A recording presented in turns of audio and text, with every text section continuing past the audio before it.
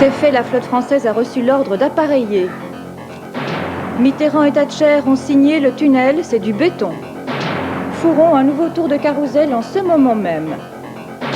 80 ans de scoutisme, toujours là et toujours prêt.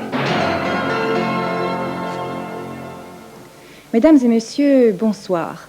Après quelques hésitations, la France a finalement décidé d'envoyer une partie de sa flotte en Méditerranée et dans l'océan.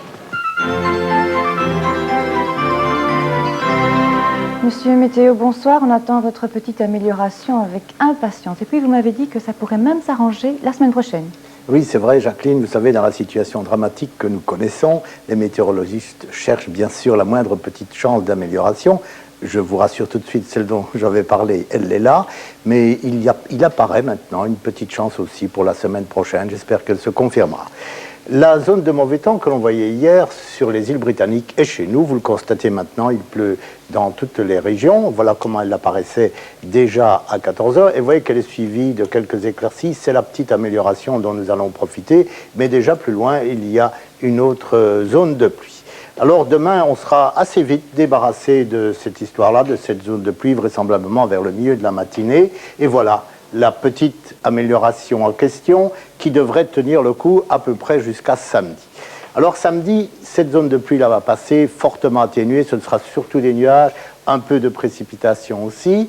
Et dimanche, on revient de nouveau dans l'air frais et c'est là qu'il y aura une chance d'amélioration qui pourrait se manifester dans le début de la semaine prochaine. Ça n'est pas encore sûr, mais enfin, c'est déjà cela.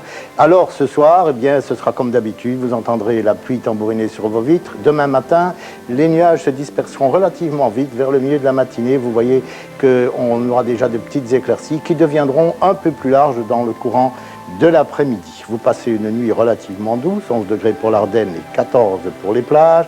Et demain, bien ça évolue peu en ce qui concerne les maxima. 16 degrés pour les points culminants, 20 degrés pour le centre du pays.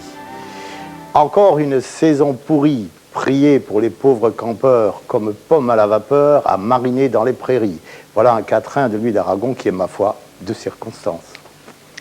Je vous rappelle maintenant les principaux titres. La flotte française a reçu l'ordre d'appareiller pour protéger les intérêts français en Méditerranée et dans l'océan Indien. Et puis on l'a appris en cours de journal, 8 hélicoptères anti-mines ont quitté les États-Unis pour rejoindre la zone du Golfe. Le tunnel sous la Manche, c'est fait. François Mitterrand et Margaret Thatcher ont définitivement signé. Fourron, le conseil communal est réuni pour la réélection de José Appart comme premier échevin.